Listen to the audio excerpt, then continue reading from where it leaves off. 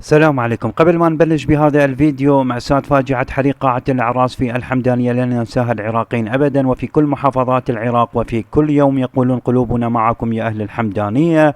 وباسم كل محافظات العراق ونقول خالص التعازي والمواساة لأهلنا في الحمدانية بهذه الفاجعة الأليمة بصراحة على قلوب كل العراقيين. الرحمة لمن فارقوا الحياة والشفاء العاجل للجرحى والمصابين. ونرجع نشوف هذا المقطع، خلي نشاهد.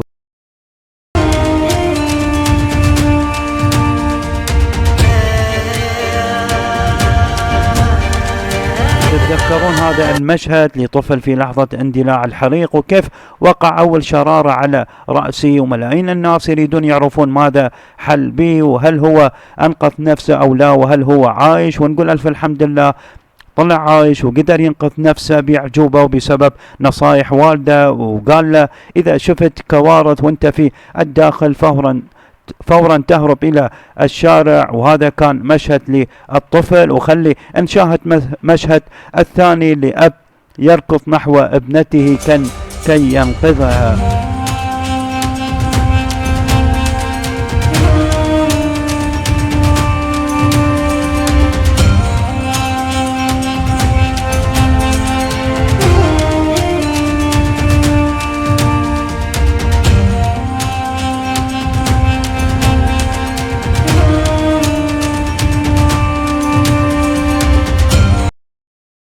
شفتوا الفيديو والحمد لله طلعوا أيضا عايشين، ولكن للأسف لم يستطيع أن ينقذ بقية عائلته لضيق الوقت. وفعلا مشاهد لا توصف. وما طول عليكم، وسؤالي للجميع وخاصة اللي في العراق، شنو عندكم اقتراحات لأهالي الحمدانية لكي نخفف عنهم؟ يعني شنو لازم تسوي الحكومة أو الشعب ويكون على الأقل نخفف عنهم شوية، لأن يمرون بظروف نفسية ما ممكن يستوعبها العقل. واكتبوا اقتراحاتكم في التعليقات، ولا تنسوا الاشتراك في القناة وتفعيل الجرس حتى يصلك كل جديد، واشوفكم بفيديو جديد.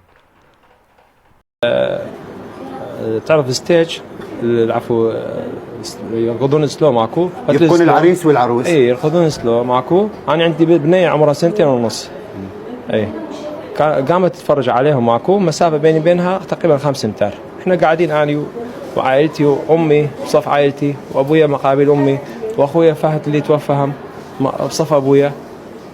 بلحظتها اشتعلوا هاي الطفارات هاي الناريه، اي من شغلوها وصل نار على الديكور مال السقف. اي الديكور عباره عن ورق هيجي، قبل اخذ صار مثل شظايا.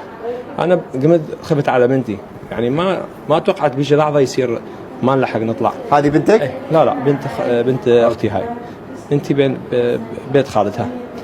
على ما وصلت لبنتي ما لحقت، العالم قامت تطلع من جور رجل اخذتها، يعني العالم قامت تدوز فوقاتها، اخذتها واقرب الباب طلعت من باب المطبخ.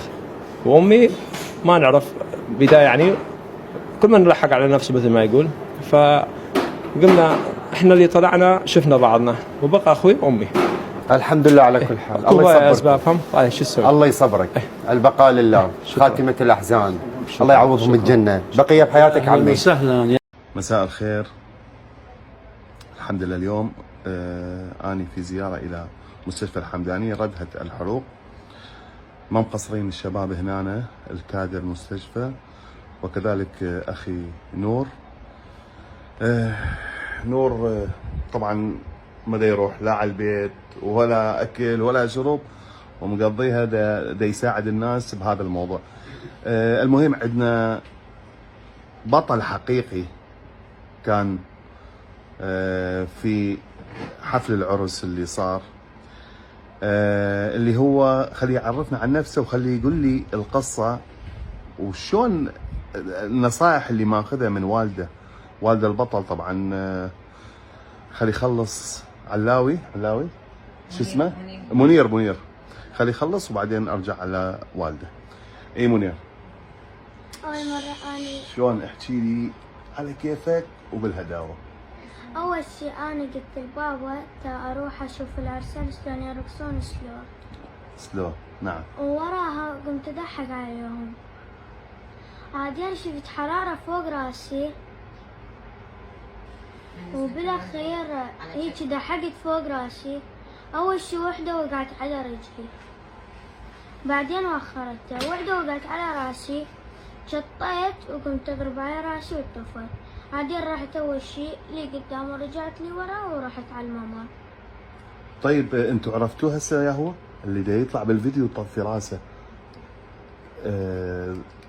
يعني اذا وقعت الشراره هسه اكيد عرفتوه. هو هذا البطل الحقيقي منير علي خميس. علي خميس.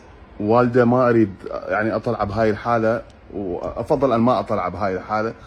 الله يكون بعونه والف الحمد لله على سلامته. لكن احكي لي على نصائح الوالد قبل العرض، قبل هو يعني شو يقول لك؟ يقول لي أول إذا تشوف زلزال ولا حريق ولا هاي قبل روح اركض على الشارع. حلو. اذا هذا اكبر وعي من خلال البيت الصغير للمجتمع بالكامل. احنا لازم نوعي اولادنا بالكوارث وكيف يتصرفون وكيف يحافظون على نفسهم. تحياتي لكم، وما ردت يعني انقل لكم شيء مرير، لكن هيك شغلات ممكن ان تكون عامل مساعد لنا، لانه القهر كبير. تحياتي.